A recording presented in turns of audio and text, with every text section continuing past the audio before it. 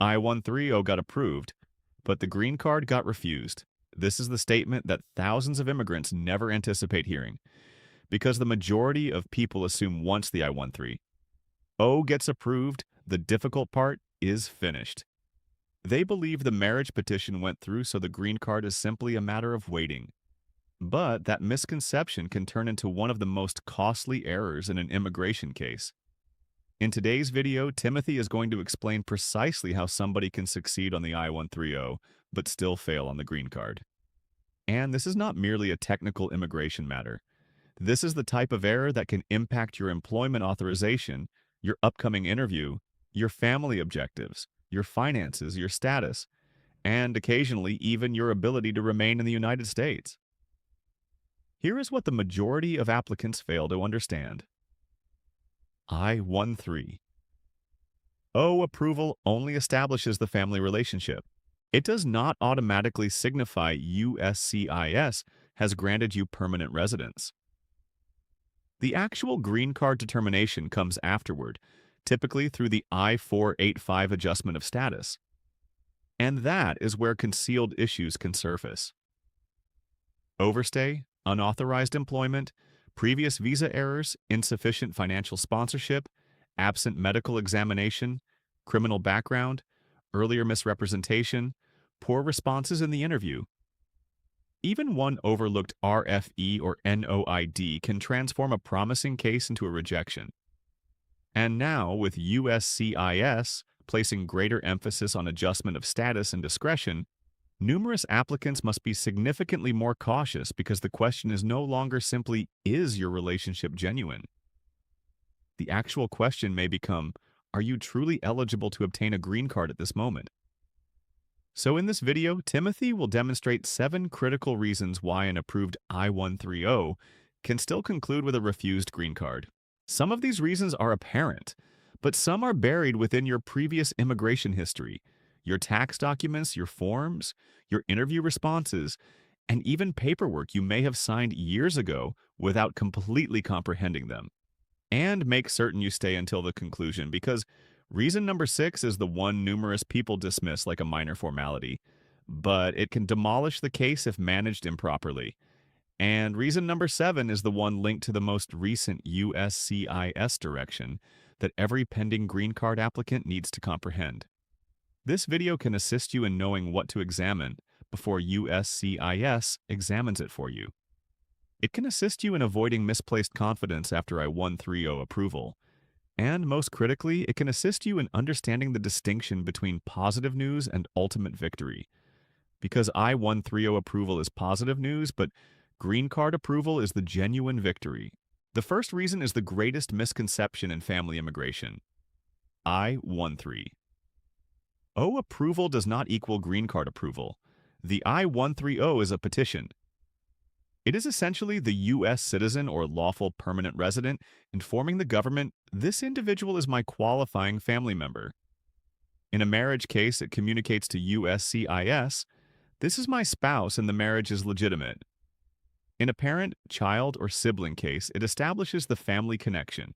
But the I-130 does not determine whether the immigrant can actually obtain permanent residence inside the United States. That determination typically occurs through the I-485 adjustment of status or through consular processing outside the United States. This is where numerous people get ensnared.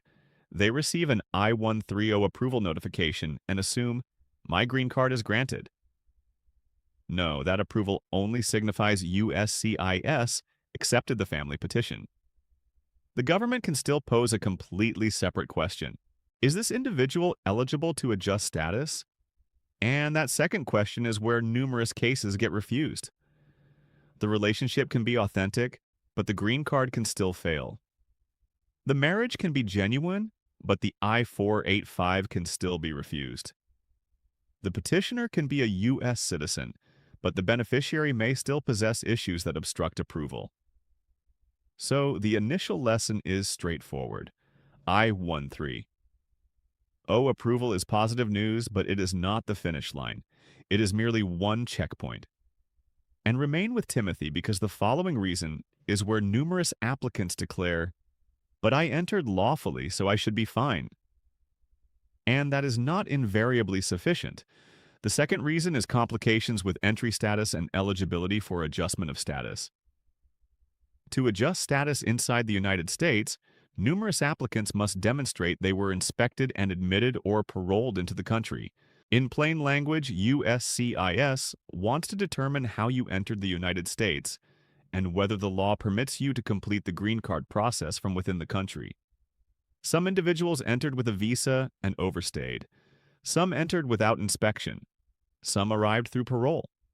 Some arrived as students, visitors, workers, or on other temporary visas. Each circumstance can produce a different legal outcome. Now here's the crucial part.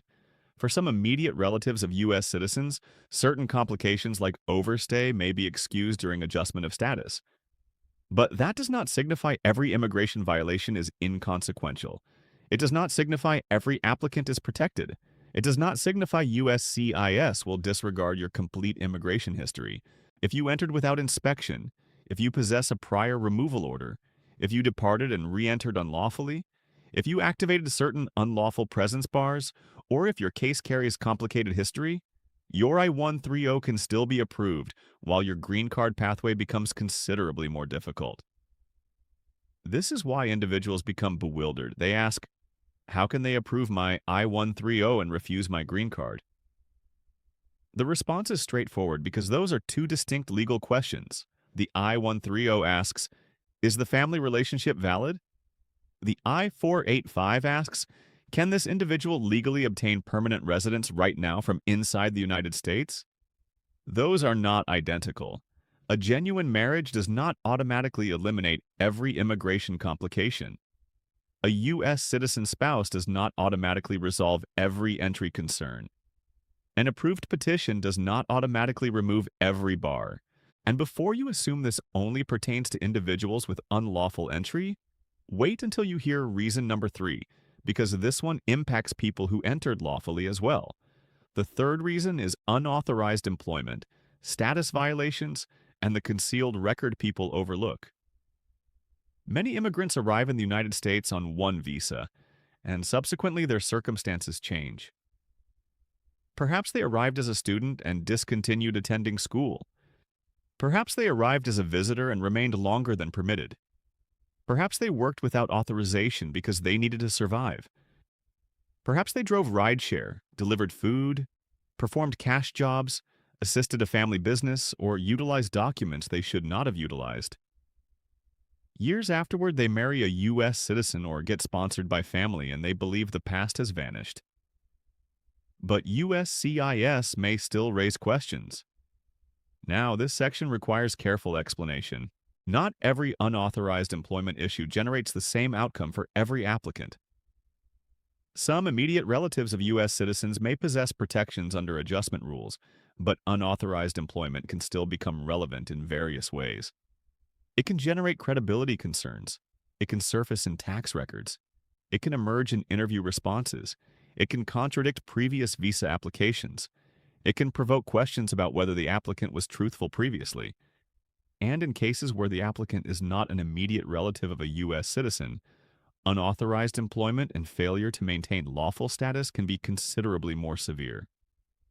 This is why applicants should never casually respond to immigration questions without comprehending the consequence.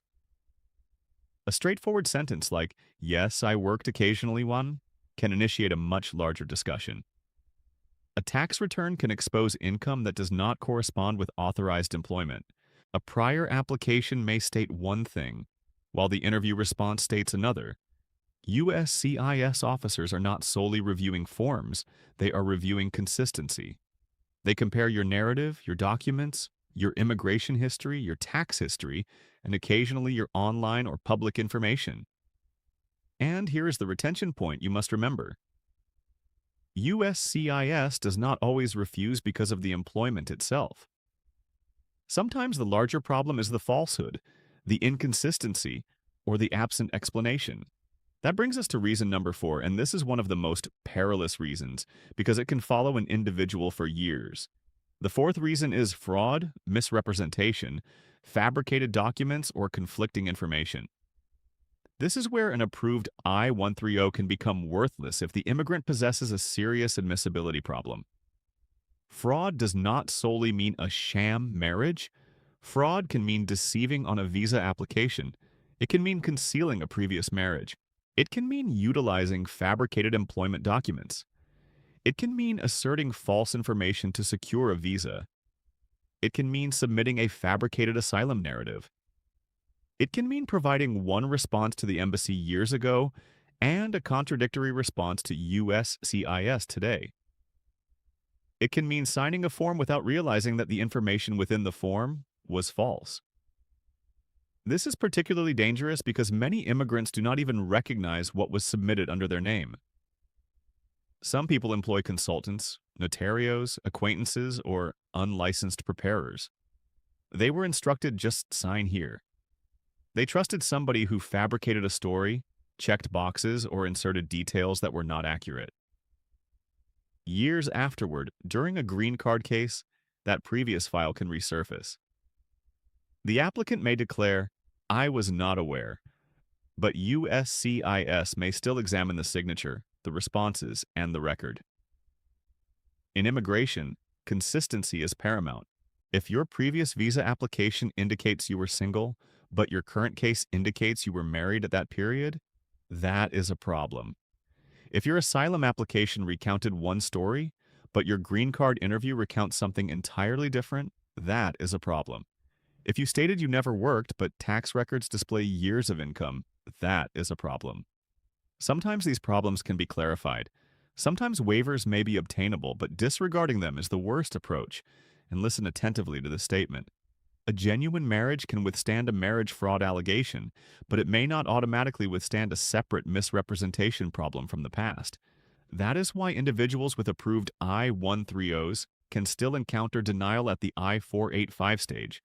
The officer may accept the relationship is authentic, but still determine the applicant is inadmissible because of fraud or misrepresentation. Now, if you believe documents are merely paperwork, reason number 5 will demonstrate why paperwork alone can destroy a case. The 5th reason is financial sponsorship complications, insufficient tax records, and affidavit of support deficiencies. For the majority of family-based green card cases, the petitioner must submit Form Y-864, Affidavit of Support. This is not merely a straightforward form, it is a legal financial sponsorship obligation. USCIS wants to ascertain whether the immigrant is likely to possess adequate financial support and whether the sponsor satisfies the income requirement. If the sponsor does not earn sufficiently, if taxes are absent, if income is inconsistent, if household size is computed incorrectly, or if the joint sponsor documents are insufficient, the green card case can be postponed or refused. Many couples commit a tremendous error here. They devote all their attention to proving the marriage is authentic, but they neglect the financial aspect. They submit photographs, conversations, leases, bank statements, and wedding pictures, but the I-864 is incomplete. The tax transcript is absent. The W-2 does not correspond with the income. The joint sponsor is not appropriately documented. The household member form is absent. The petitioner did not file taxes and provides no adequate explanation. Then USCIS dispatches an RFE. The applicant responds negligently, and then the refusal arrives. This is one of the most exasperating types of denial because it can be preventable. The relationship may be authentic. The applicant may be admissible. The case may be emotionally compelling. But if the financial sponsorship package is insufficient, USCIS can determine the requirement has not been satisfied. And for numerous families, this is the moment they comprehend that immigration is not determined by emotion alone. It is determined by legal eligibility, evidence, and proper documentation. And here is the curiosity loop. Even if your relationship is authentic, your entry was lawful, your employment history is spotless, and your sponsor possesses income, your case can still be refused because of something that numerous people regard as a minor appointment. That is reason number 6. The 6th reason is medical examination complications, vaccination deficiencies, criminal background, and inadmissibility. Many applicants believe the medical examination is merely a formality. They assume it is solely a physician visit, a sealed envelope, and a handful of vaccines. But Form I-693 can generate serious complications if it is absent, expired under current regulations, incomplete, improperly signed, or not performed by a designated civil surgeon. USCIS can issue an RFE, and if the applicant does not respond appropriately, the I-485 can be refused. Something as fundamental as an absent medical examination can produce a significant delay. But medical is merely one component of admissibility. USCIS additionally conducts background checks. Criminal background can impact a case even when the I-130 is already approved. Some individuals believe my case was dismissed, so I do not need to disclose it. That is risky. Immigration forms frequently ask about arrests, charges, citations, convictions, and other history, not solely final convictions. If you conceal something and USCIS discovers it, the concealment can become worse than the original matter. Certain criminal matters can render a person inadmissible. Some may necessitate waivers. Some may not be readily resolvable. The essential point is that the applicant must comprehend the matter before filing or before responding to USCIS. There are additionally health-related grounds, vaccine requirements, drug-related matters, and other inadmissibility grounds that can emerge depending on the case. Again, the point is not that every matter means refusal. The point is that I-130 approval does not erase inadmissibility. The government can approve the family relationship and still refuse the green card if the applicant possesses a separate legal complication. And this is where applicants must stop reasoning emotionally and begin reasoning strategically. Do not declare, but my spouse is a U.S. citizen. Do not declare, but my marriage is authentic. Do not declare, but my I-130 was approved. Those things carry weight, but they may not address the officer's subsequent question. The officer may still inquire, is this individual admissible? Are the forms accurate? Are the documents complete? Does the applicant merit a favorable exercise of discretion? And that leads us to reason number 7, the reason linked to the most recent concern. The 7th reason is discretionary denial and the current USCIS direction on adjustment of status. This is the segment that has numerous immigrants anxious right now. Adjustment of status has always involved discretion, meaning USCIS does not solely verify whether you satisfy the basic requirements. The officer may additionally weigh positive and negative factors. Positive factors can include a genuine family relationship, U.S. citizen spouse or children, extended residence, community connections, clean record, stable employment, hardship to family, and strong evidence of good moral character.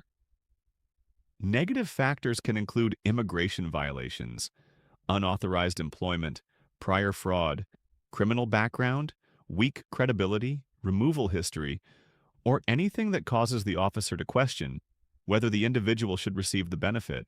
The concern presently is that USCIS has placed stronger emphasis on adjustment of status as a discretionary benefit. That does not signify every pending I-485 will be refused. That does not signify every family-based case must depart the United States. That does not signify people should panic and withdraw their cases, but it does signify applicants should approach the I-485 stage more seriously than ever before. The era of assuming, I submitted the forms, now I simply wait, is finished. Your case needs to be clean, consistent, documented, and prepared for scrutiny. This is where the title of this video becomes reality. I-130. O approved, green card refused. Yes, it can occur. It has always been possible, and now more individuals are paying attention because the adjustment stage may encounter stronger review. The I-130 approval declares, we accept this family petition. The I-485 approval declares, we are granting this individual permanent residence. Those are two separate decisions, and between those two decisions, numerous things can go awry. So, what should you do if your I-130 is approved, but your I-485 is still pending? First, do not presume approval is automatic. Examine your complete immigration history. How did you enter the United States? Did you ever overstay? Did you work without authorization? Did you ever file asylum or another immigration benefit? Did you ever utilize a different name, date, address, or marital status? Did you ever receive a notice to appear or a removal order? Did you ever miss an immigration court hearing? These questions carry significance. Second, review your documents before USCIS reviews them for you. Ensure your affidavit of support is complete. Ensure tax transcripts are included when required. Ensure the sponsor qualifies or the joint sponsor package is robust. Ensure your medical examination is managed correctly. Ensure your birth certificate, marriage certificate, divorce records, police or court records, and translations are proper. Many refusals occur not because the individual had no case, but because the case was assembled carelessly. Third, prepare for the interview as though your future depends on it, because in numerous cases it does. Do not memorize fabricated responses. Do not exaggerate. Do not conceal. Do not speculate. Know your own history. Know your spouse's fundamental information. Know what was submitted in your case. Review every form before the interview. If a preparer submitted something for you, obtain a copy and study it. Never enter an interview uninformed. One incorrect response can generate a discrepancy. One discrepancy can generate doubt. One doubt can result in a notice of intent to deny. Fourth, if you receive an RFE-NOID or denial notice, do not treat it like a routine letter. Examine the deadline immediately. USCIS deadlines are strict. A weak response can damage the case. A late response can terminate the case.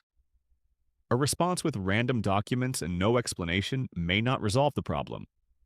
If USCIS is questioning eligibility, admissibility, financial sponsorship, bona fide marriage, or discretion, the response must directly address the concern. Sending additional photographs is not always sufficient. Sending additional bank statements is not always sufficient. You must understand precisely what USCIS is requesting. Fifth, exercise caution with online advice. Your friend's case is not your case. Your cousin's approval does not guarantee your approval. One individual may be protected as an immediate relative of a U.S. citizen. Another individual may not. One individual may have entered lawfully. Another may not. One individual may qualify for a waiver. Another may not. Immigration outcomes depend on facts, timing, status, documents, and law. Replicating someone else's approach can be hazardous. Now, let Timothy make something absolutely clear. This video is not suggesting that everyone with an approved I-130 should be frightened. Many individuals with approved I-130s proceed to receive green cards successfully. Many marriage-based cases are approved. Many families complete the process without significant complications. But the hazard is misplaced confidence. The hazard is assuming approval of one form signifies approval of everything. The hazard is disregarding the I-485 until USCIS identifies a problem first. If you retain only one sentence from this video, retain this. I-13. O approval establishes the relationship, but I-485 approval delivers the green card. That distinction can alter everything. An individual can succeed on the petition and fail on the adjustment. An individual can possess a genuine marriage and still be inadmissible. An individual can have a U.S. citizen spouse and still encounter refusal if the legal requirements are not fulfilled. An individual can submit hundreds of photographs and still lose because the affidavit of support is incorrect. An individual can wait years and still get refused because a previous immigration record was never resolved. This is why preparation carries weight. This is why honesty carries weight. This is why documents carry weight. This is why legal strategy carries weight. And this is why immigrants must stop treating immigration forms like simple paperwork. These forms are not merely papers. They are legal declarations. They generate a record. They follow you. They can shield you when completed correctly, and they can damage you when completed carelessly. So, before you celebrate an I-130 approval, as though the green card is already in your possession, pause. Pose the genuine questions. Is my I-485 robust? Is my entry history clear? Is my financial sponsorship complete? Is my medical examination correct? Are my responses consistent? Is there anything in my past that USCIS may question? Do I require a waiver? Do I need to respond to an RFE? Do I require professional legal assistance before the case deteriorates? Because the worst moment to repair a case is after the refusal. The optimal moment to repair a case is before USCIS identifies the problem. And if your case is already pending, this is the moment to review it thoroughly. Not with panic, not with fear, but with seriousness. At the conclusion of the day, an approved I-130 is still positive news. It signifies one portion of the case progressed forward. It signifies the family petition was accepted. It signifies you are nearer than before, but it is not the green card. It is not permanent residence. It is not the final approval. The genuine test may still be ahead. So if you or somebody in your family possesses an approved I-130 and a pending green card case, share this video from US Updates Hub with them before they commit the error of celebrating prematurely. Because in immigration, the most hazardous words are frequently, "I assumed everything was already approved." This is not legal advice. Every immigration case is distinct and minor facts can alter the outcome. If you possess past immigration violations, criminal background, unlawful entry, previous removal, fraud concerns, or any complicated matter, speak with a licensed immigration attorney before taking action. Do not trust random preparers. Do not sign forms you have not reviewed. Do not disregard USCIS notices and do not wait until denial day to take your case seriously. I-130. O approved is positive news, but green card approved is the genuine victory. Until that green card is approved, keep watching US Updates Hub with Timothy for every update that matters to your immigration journey. Subscribe now, tap the notification bell, and share this video with anyone whose case is still pending. Timothy will see you in the next one.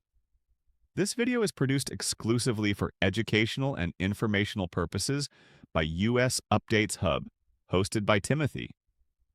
The content shared here does not constitute legal, immigration, or professional advice of any kind. Every immigration case is unique and small details can change the outcome entirely. Before making any decisions regarding your immigration case, please consult with a licensed immigration attorney. US Updates Hub and Timothy are not attorneys, legal representatives, or authorized immigration consultants, and bear no responsibility for any actions taken based on the information presented in this video. Viewer discretion is advised.